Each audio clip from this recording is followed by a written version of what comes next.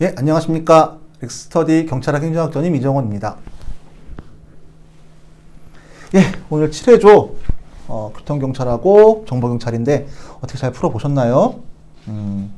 일단 오늘 문제 같이 살펴보기 전에 오늘 계략적인 점수 분포를 한번 살펴볼게요. 오늘의 평균은 86.91점입니다.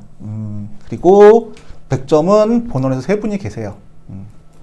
상위 30% 점수는 92.5점이고요. 92.5점이 32.35%까지 내려갑니다. 그리고 오늘의 정답률을 살펴보면 기본적으로 정보경찰에서 정답률이 상대적으로 낮은 편이에요. 교통경찰은 잘 하시는 것 같아요. 제가 판례 문제도 많이 넣고 했는데 그런 부분들은 잘 정리하고 계신 것 같습니다. 그래서 오늘 살펴볼 문제의 기준은 정답률 65% 이하 문제이고요. 이러한 문제들이 8번, 9번, 29번, 31번, 34번, 38번이에요. 정보경찰이 좀 몰려있죠? 예. 이렇게 살펴보면 될 것 같아요. 오케이? 되셨나요? 그러면 8번부터 가겠습니다.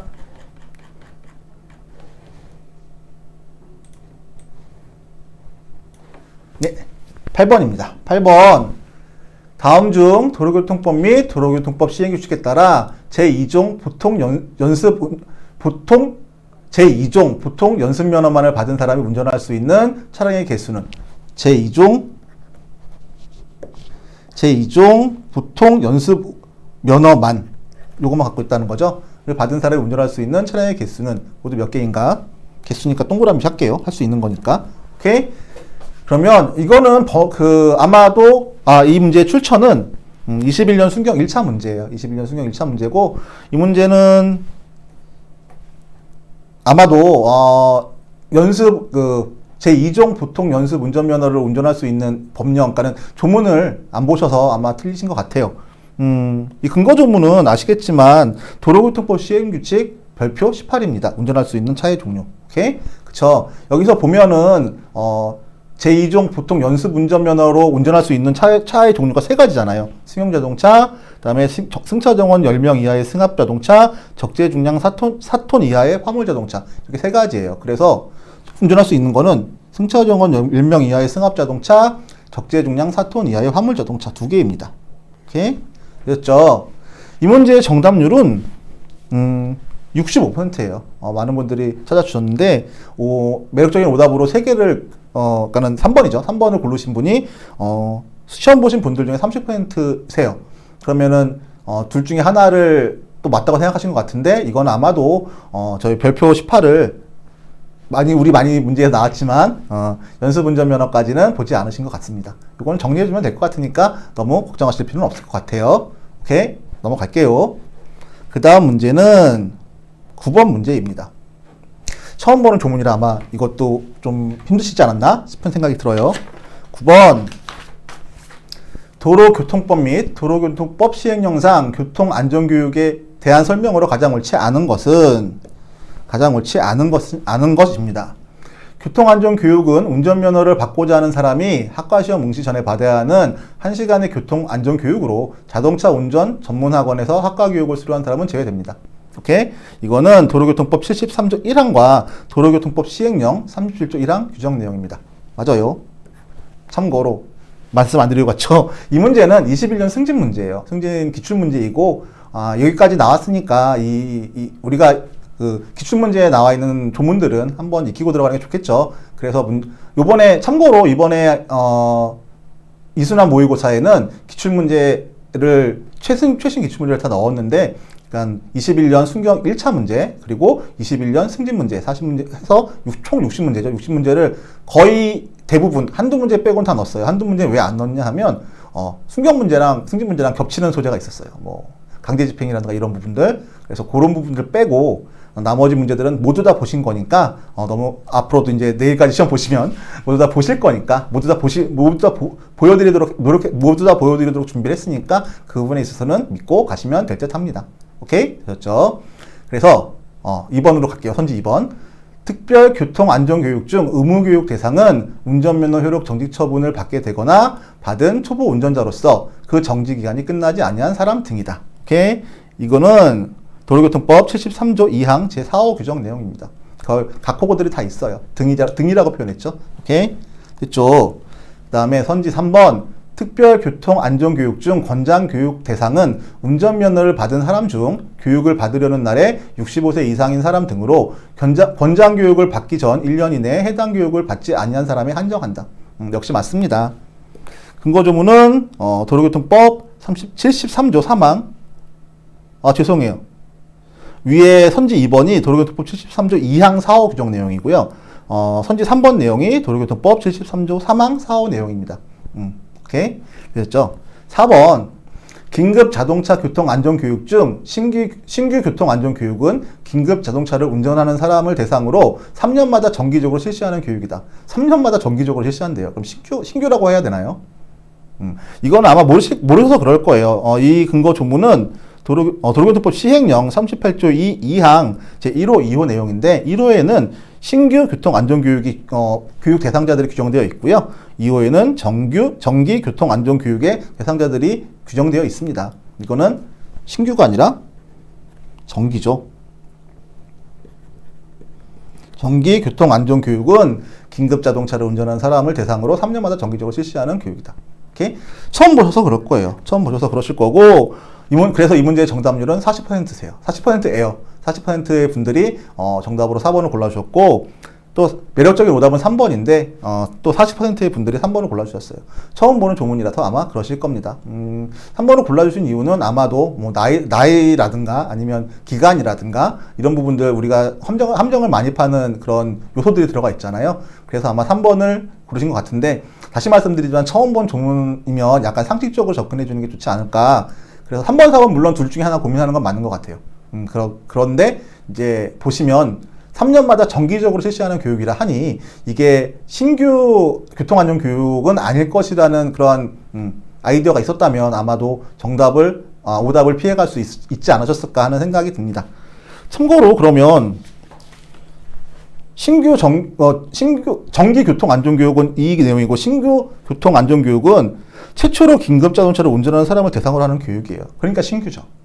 오케이? 이 두 가지를 그러니까 보셨으면 이건 맞추는 문제고, 신규랑 정규를 헷갈릴 일은 없으니까요. 아마 아직 안 보셔서 틀리셨을 테니까 너무 걱정하지 마시고, 그 부분, 기출 부문이니까 한번 정리해 주셨으면 좋겠다는 생각을 해 봅니다. 오케이? 자, 이제 정보경찰로 갈게요. 29번입니다. 29번은 5페이지에 있습니다. 29번. 자, 29번. 이 아이 첩보 기본 요소에 대한 설명으로 가장 옳지 않은 것은? Essential Element of Information 뭐 이렇죠. 죄송해요. 영어 하여튼 옳지 않은 것은입니다. 옳지 않은 것은 해당 정보기관 또는 정보부서의 정보활동을 위한 일반 지침입니다. 이 아이가 그렇습니다. 그렇죠. 맞아요. 그 다음에 지속 반복적인 성격 때문에 일반적으로 계획서를 수립합니다. 이거는 SRI랑 가장 큰 차이점이죠. 가장 큰 차이점이 아니라 SRI와 EI는 상대적인 개념인데, 계획서를 수립하는 부분은 EI이기 때문에 이 부분을 가지고 문제를 많이 구성을 하죠. 맞던 틀리던 간에 선지나 보기를 이 계획서를 가지고 구성을 합니다. 오케이? 되셨죠? 실용적이고 편리하다는 이유로 정보 사용자들은 주로 SRI를 적극 활용을 하죠. 이거는 EI와 SRI의 차이점. 제가 표를 정리해 드렸는데 그 표를 가지고 정리를 하시면 될 것 같아요. 오케이. 다음, 특별히 구체적인 요구 없어도 정보관들은 EI에 따라 정보 활동을 수행합니다. 예, 이거는 21년 승진 대비 경찰 실무 종합 문제입니다. 그대로 따왔고요. 정보경찰에 나올 수 있는 게 그냥 정보의 구분이라고, 계층이라고 할 수 있죠. 뭐죠? PNIO, EI, SRI, 그 다음에 이거는 기타 정보 요구이기 때문에 따로 계층이라고 할 수는 없지만 OIR, 그러니까는 PNIO가 뭐죠? 국가정보 우선순위, 가장 기초적인 맥락을 잡아주는 거. 그 다음에 EI, 첩보 기본 요소, 그리고 SRI, 특정 첩보 요구. 특정 첩보 요구가 뭐예요? 일시적이고 돌발적이며 특수 지역 내지 특수 사항에 대한 단기적인 문제 해결을 위한 첩보 요구잖아요. 오케이? 이런 것들을 많이 활용한다는 거죠. 정보 사용자들이. 오케이? EEI보다는 EEI는 일반론이라고 생각하시면 되겠고요. 그리고 그 다음에 OIR, 기타 정보 요구 등이 있죠. 이걸 층위적으로 구분을 해서 정리하시는 게 좋지 않을까 하는 생각입니다. 오케이? 되셨나요? 됐어요. 그러면 이제 31번으로 갈게요.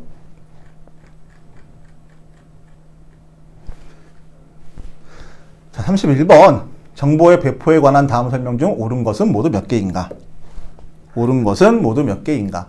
이것도 약간, 이 문제도, 2021년 승인 대비 경찰 신문 종합에서, 갖고 들어온 문제인데, 약간 변형을 했어요. 변형을 했는데, 딱히 맥락이 흐트러지거나 그러지 않기 때문에 그냥, 신문 종합 문제라고 보시면 되고요. 하여튼, 옳은 것은이잖아요. 가부터 한번 가볼게요. 보기 가. 정보 수요자에게 적절히 전달되지 않을 경우 정보의 가치가 상실될 수 있으므로 정보의 수집 분석만큼 정보의 배포 역시 중요하죠. 정보 배포의 의미겠죠. 중요합니다. 정보 사용자에게 정보를 전달할 때는 배포 시기나 배포 범위, 배포 수단에 대해서 충분한 고려 후 선택하여야 한다. 이것도 약간 상식적인 개념이라고, 상식적인 의미, 서술이라고 할 수 있는 거죠. 오케이? 현형 정보는 적시성이 생명이지만 보안성도 동시에 충족되어야 한다. 당연하겠죠. 정보잖아요. 그쵸? 오케이? 정보 누설의 위험성과 가장 관련이 깊은 정보 배포의 원칙은 계속성의 원칙이 아니라 보안성의 원칙인 거죠. 예, 이래서 틀립니다. 그럼 계속성의 원칙은 뭐예요? 정보를 한번 정보를 뭐라고 그러죠? 배포라고 해야 되나요? 정보를 한번 제공했다면, 그 정보의 내용이 변화하거나 관련 내용이 추가적으로 입수되었을 경우에 계속해서 업데이트 해야 된다는 얘기죠. 쉽게 얘기하면. 오케이? 됐죠? 그 다음에, 일일 정보 보고서의 대표적인 예가 뭐죠? 이 문제 가끔 나오지 않나요? 이거는, 이게 아니라 대통령 일일 보고서.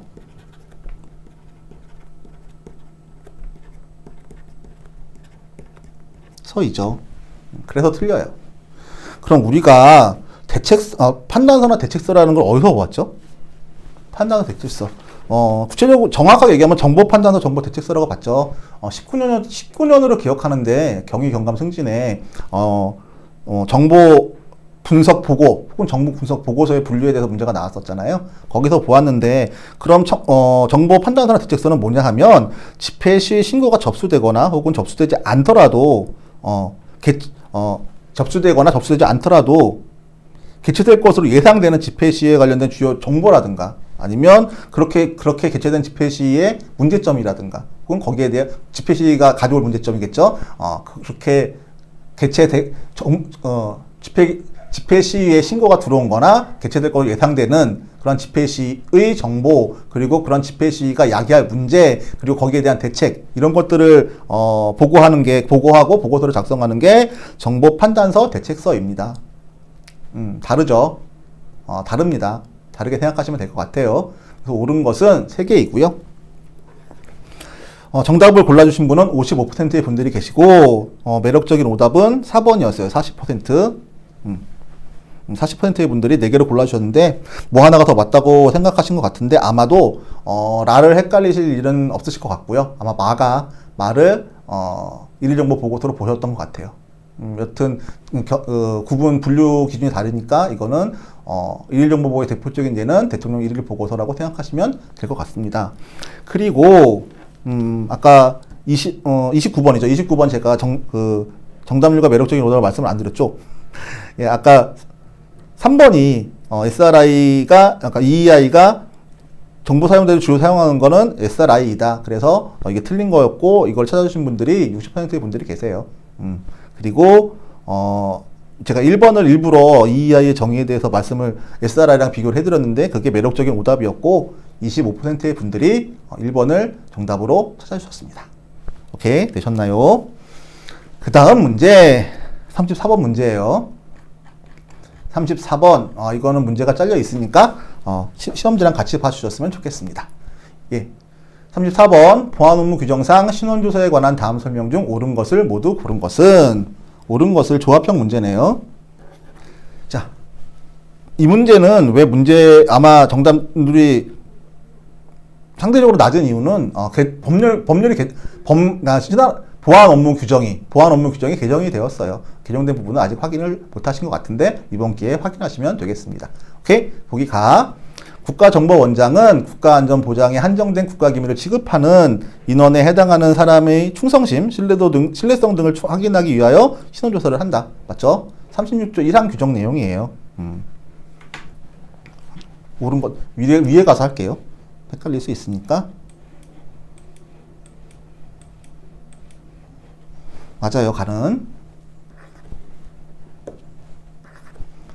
그리고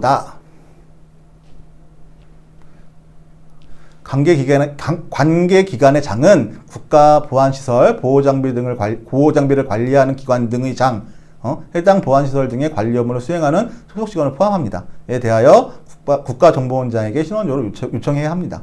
오케이? 이거는 36조 사망 사후 규정 내용이죠.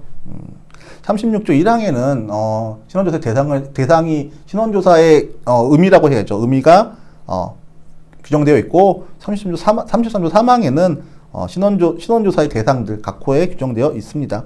그래서 보기에 나 같은 경우엔 36조 3항 제4호 규정 내용입니다. 이렇게 되셨죠? 관계기관의 장은 모든 공무원 임용 예정자와 비밀 취급 인가 예정자에 대하여 국가정보원장에게 신원조사를 요청해야 합니다. 틀려요. 모든 아니에요. 아까 이게 그러니까 정보경찰에 요번에 수사권 규정되면서 우리가 수사권까지 갖고 들어왔잖아요. 그러다 보니까 경찰이 너무 많은 일들을 하고 있다고 경찰이 비대화를 우려하는 시각들이 있어요. 그래서 정보경찰을 약간 엄격하게 규정을 해놨어요. 그래서 보안 업무 규정이 개정된 거죠. 그래서 신원조사의 대상은 누구예요? 국가안전보장에 한정된 국가기밀을 취급하는 인원에 해당하는 사람입니다. 그러한 공무원이 신원조사의 대상이 되는 거예요. 오케이? 무슨 이해되셨나요? 조문을 보면 공무원 임용 예정자 중에서 국가안전보장에 한정된 국가기밀을 취급하는 직위에 임용될 예정인 사람으로 한정한대요. 오케이? 한정했던 거예요. 모든 공무원이 아니라. 이해되셨죠? 그 다음에 보기라. 관계기관의 장은 임원을 임명할 때 정부의 승인이나 동의가 필요한 공공기관의 임원에 대하여 국가정보원장에게 신원조사를 요청해야 한다. 오케이? 이거 틀리죠? 이게 개정된 거죠. 이 부분이 삭제되었어요. 역시 정보경찰 활동의 대상을 줄임으로써 정보경찰 활동이 경찰이 비대화되는 것을 막으려는 의도가 있다고 생각하시면 되겠습니다. 오케이? 되셨나요? 됐어요. 그 다음에 국가정보원장은 신원조사 결과 국가안전보장에 해를 끼칠 정보가 있음이 확인된 사람에 대해서는 관계기관의 장에게 통보해야 되죠. 이거 항상 나오는 거니까 해야 하죠. 통보를 받은 관계기관의 장은 신원조사 결과에 따라 필요한 보안 대책을 마련하여야 하죠. 오케이, 맞습니다. 오케이, 되셨나요? 이 규정은 잘 아시겠지만 37조 1항 규정 내용입니다. 해야 한다는 것. 되셨죠?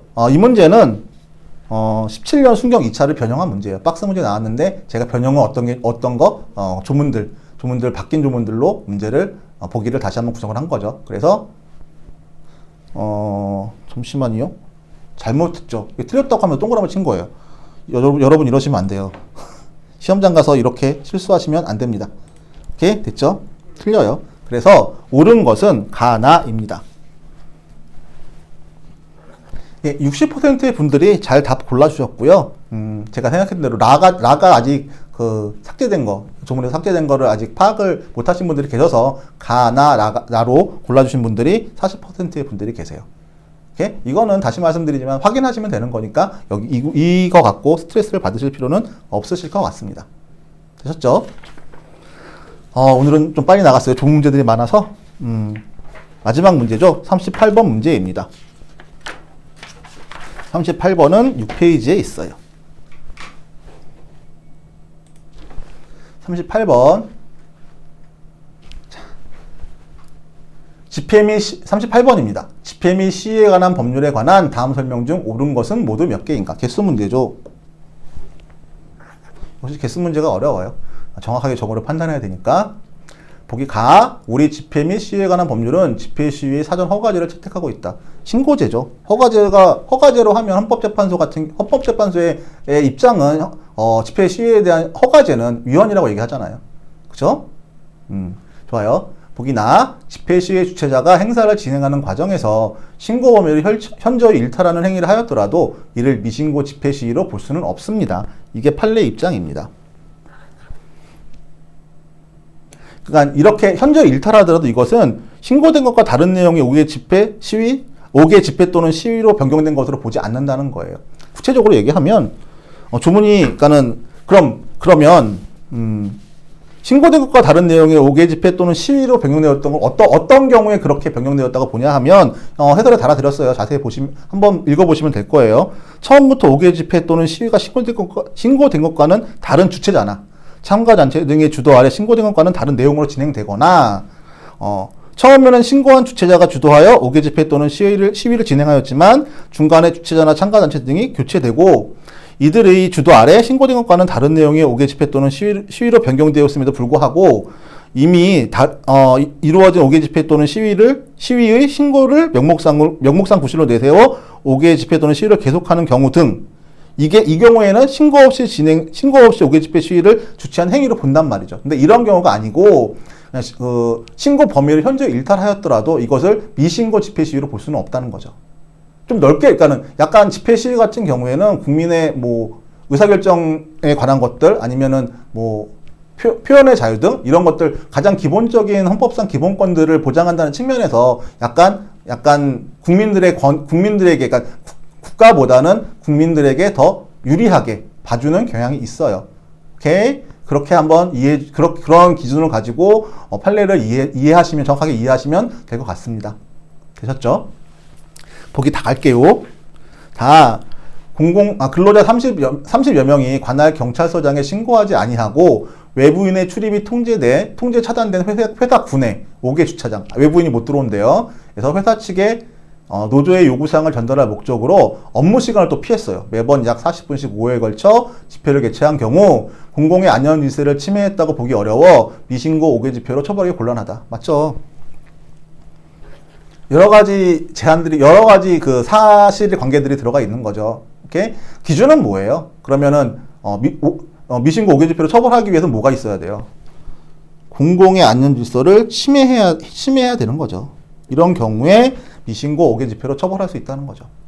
그리고 개방된 공간이 아니라 폐쇄된 공간이었고, 오케이? 이해되시죠? 다른 사람들에게 영향을 그러니까 그 조직원들 이외에 일반 국민들에게, 일반 시민들에게 영향을 줄 수 있는 상황이 아니었던 거죠. 되셨나요? 제가 판례 자세하게 달아놨으니까 한번 보시면 될 것 같아요. 오케이? 됐죠? 보기라. 마을 이장이 사찰에 납골당 설치에 반대할 목적으로 꽃마차를 사용한다고 신고해놓고 신고하지 아니한 상여, 만장 등 어떤 건지 알죠? 이렇게 사람들 그 관 이쁘게 꾸며서 사람들이 메고 다니면서 종치고 곡하고 이런 것들 상여 만장이라고 하잖아요. 사용한 경우 신고 범위를 현저히 벗어난 것으로 보아야 한다. 판례는 이러한 경우에 기존 신고한 내용과 비교할 때 더 큰 혼잡을 야기한 것으로 볼 수 없다고 봤어요. 그래서 신고 범위를 현저히 벗어난 것으로 보진 않았습니다. 오케이? 되셨죠? 그 다음에 5개 집회 또는 시위가 그 신고사항에 미비점이 있었다거나 신고의 범위를 일탈한 경우 그 신고 내용과 동일성이 유지되어 있더라도 신고를 하지 않은 것으로 보아야 한다. 틀리죠. 신고 내용과 동일성이 유지되어 있는 한 신고를 하지 않은 것으로 볼 수 없다고 판례는 봅니다. 다시 말씀드리지만 국민의 의사결정 혹은 국민의 표현의 자유를 보장한다는 측면에서 집회 신고 같은 경우에 상대적으로 국민에게 더 많은 자유권을 보장하는 방향으로 판례들은 판단하고 있다고 생각됩니다. 오케이? 되셨죠? 그런 식의 기준을 가지고 판례들을 검토하시면 될 것 같아요. 그래서 옳은 것은 모두 2개인 거죠. 맞죠? 그러니까는 정답을 찾아주시는 분들이 50%의 분들이 계시고요. 그리고 정답으로 하나를 골라주신 분이 35%의 분들이 계세요. 아마도 옳은 것이 하나라고 봤다면, 보기 나 같은 경우에, 현저히 일탈하는 현저히 일탈하는 행위라는 그 표현에 현저히 일탈하는 행위라는 표현을 꽂힌다는 표현 쓰기 싫어갖고 다른 단어를 생각하는 잘 생각이 안 나요. 하여튼 현저히 일탈하는 행위라는 표현에 꽂히셔서 그래서 이것은 미신고 집회 시위로 보아야 한다고. 그러니까 일단 신고는 되어 있는 거잖아요.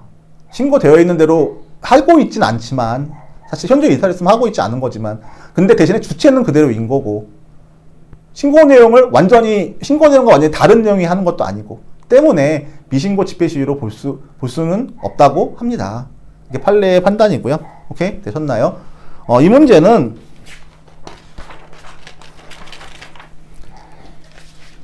2021년 승진 대비 경찰 실무조가 변형 문제인데 왜 변형이냐 하면 사지선대로 되어 있던 거를 제가 끌어다가 넣어서 박스 문제로 만든 문제입니다. 오케이? 되셨나요? 예, 오늘은 이렇게 6문제를 살펴보았는데요. 상대적으로, 그러니까는 앞에 교통경찰 활동 같은 경우에는 처음 본 조문들에서 틀리신 것 같고, 정보경찰 같은 경우에는 약간 이런 문제들을 한 문제 정도, EEI 문제 정도, 이런 문제들 하고, 그 다음에 좋은 문제들이었는데, 개정된 것들, 보안 업무 규정 같은 경우에 그런 것도 정확하게 챙겨가시면 될 것 같고요.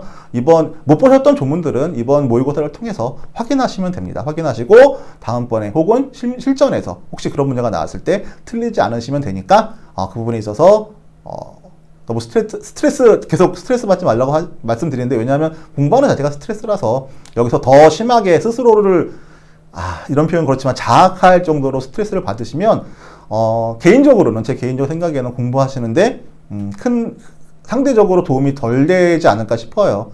적당한 스트레스는 물론 좋아요. 적당한 스트레스는 행정학 얘기 안 하고 싶지만 그러니까 우리 갈등 관리할 때도 마찬가지인 게 조직에 스트레스가 없다면 갈등이 없다면 침체에 의한 실패가 나타난다고 하잖아요. 그쵸? 그런 것처럼 공부할 때도 적당하게 나한테 긴장을 주면서 공부하는 건 좋은데 그것이 과도해서 공부에 방해가 된다면 그건 옳다고 생각하지는 않습니다. 그러니 처음 본 문제나 아니면 다른 친구들이 다 틀리는 문제 같은 경우엔 이런 문제도 있구나. 이거 새로운 조문이네. 내가 못 봤던 조문이니까 정리해야지 라고 생각하시면 될 것 같아요. 모의고사를 그런 식으로 활용하는 것도 하나의 방법이라고 봅니다. 오케이. 자, 오늘 여기까지 할 거고요. 예. 지금까지 렉스터디 경찰학 행정학 전임 이정훈이었습니다. 감사합니다.